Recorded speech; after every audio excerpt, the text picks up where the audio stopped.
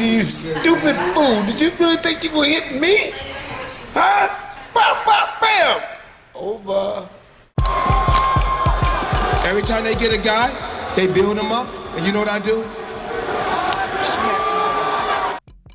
I want to say thank you, every countries, every people who watched this fight and who believed in me. Thank you, everyone.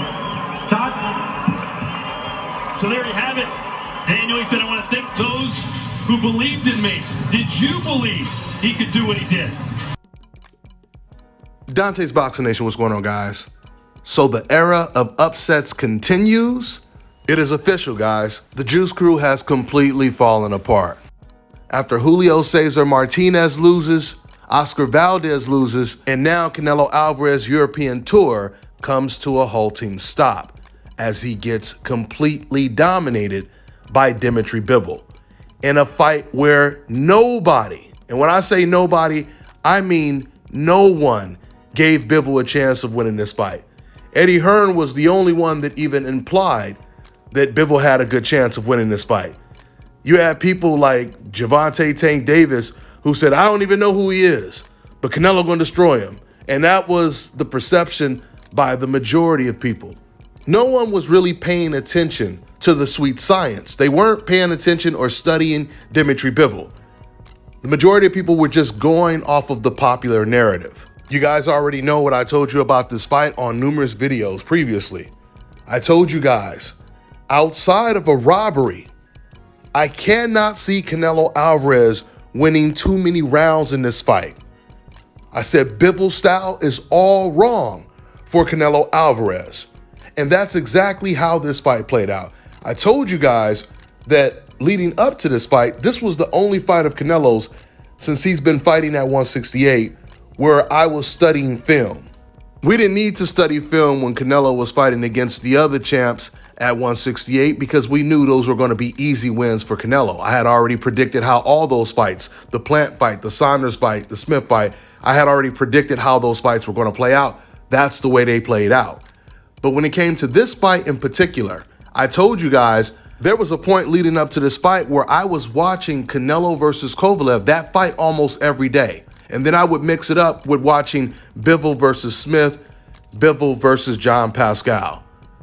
The more I watched the Canelo versus Kovalev fight, the more it convinced me Canelo is not going to win rounds, not too many rounds against Bivol. Now, the only thing that surprised me in this fight was the fact that Bivol decided to stay close to Canelo, go into the high guard, and basically fight him on the inside and ultimately beat Canelo at his own game. Because Canelo Alvarez is so slow on his feet, I expected Bivol to use a lot more foot movement. But clearly, Bivol, he was comfortable on the inside. And by the second half of this fight, he was so comfortable on the inside that Canelo Alvarez would back out of an inside fight. For example, if they both go into the high guard and they're head to head, Bivol would be catching Canelo with such clean, hard shots on the inside, Canelo would get out of there. And then he would start dancing around. And then we also seen Bivol do something that Canelo doesn't know how to do. Canelo started moving around the ring, and Bivol was cutting off the ring. He understood that Canelo Alvarez, after he throws those hard punches, he needs time to rest. Matter of fact, speaking of that, Bivol picked up on this. Bivol said when he was doing this post-fight interview, he said the problem with Canelo Alvarez is he only throws hard punches. And then once he throws the punches, he's tired. He needs time to rest. Meaning Canelo Alvarez does not know how to vary his punches. I'm telling you guys right now, Dimitry Bivol would be a better trainer for Canelo Alvarez than Eddie Reynoso. So as predicted, Canelo Alvarez, he was completely outboxed. He was frustrated, confused. And, it was interesting because right before the fight, an article came out like the day before the fight, and the headline read, Canelo, he says Bivol is going to be very difficult for the first 6 rounds.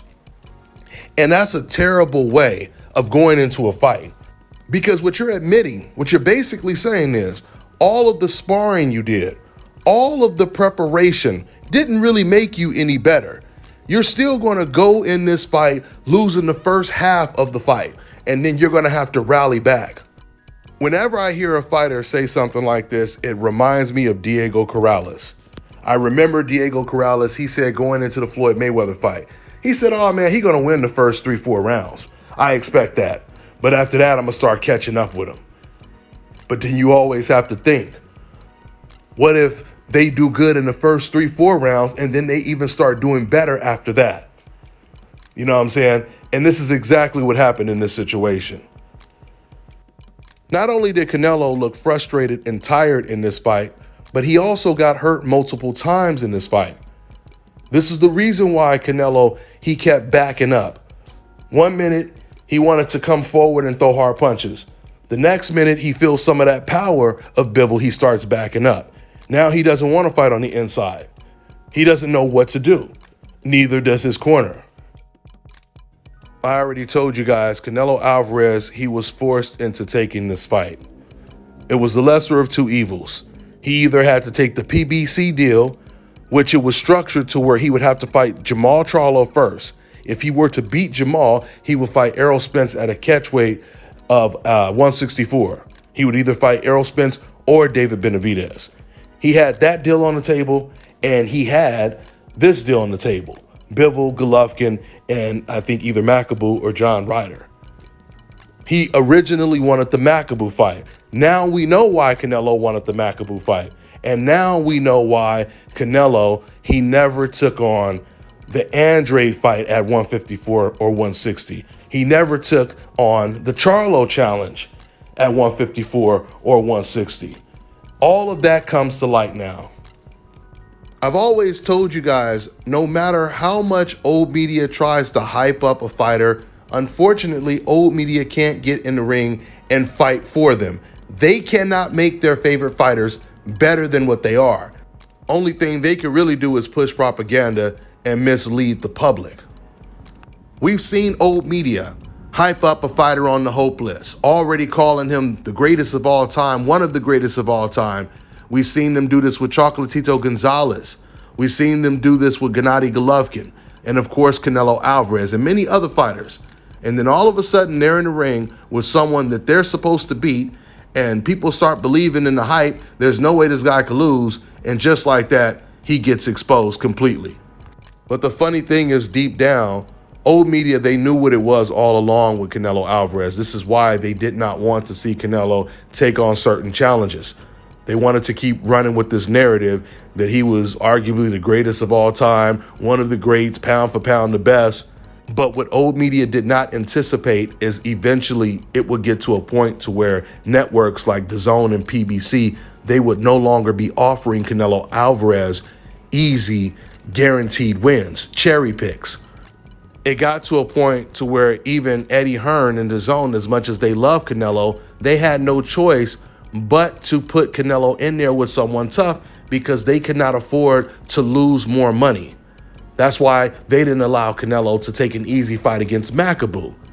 They would have lost so much money if Canelo would have fought a McAboo. And speaking of losing money, man, there were a whole lot of empty seats at this fight, which is surprising considering what the narrative is when it comes to how big Canelo Alvarez was supposed to be. Check out this arena right here. With that being said, I'm gonna wrap this video up. I got a whole lot more videos obviously to upload.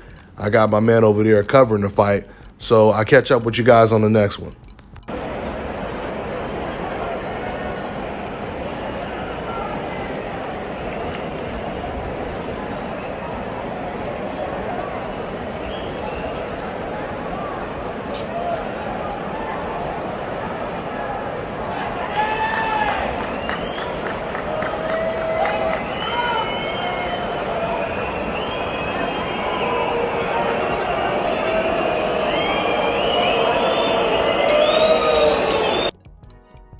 Fellas, I've got some great news for you. If you've lost your hair or have a receding hairline, the time has come when you can finally get your hairline back through a process called scalp micropigmentation. So here's how it works. It's a hair tattoo that replicates the look of your hair follicles when you have fully shaved it down. So to get this hookup, make sure you follow and contact my man Scalp Carolinas on Instagram. All right, now check this out, guys. If you're looking to repair eczema scars, burns and bruises, dark spots and blemishes, then this right here is the perfect product for you guys. It's called Elo Diki Face and Body Oil. Athletes and top-ranking boxers, they're also using it after training to reduce swelling, inflammation, and to ease the pain. So get yours today. Go to elodiki.com, like them on Facebook, and follow them on Instagram.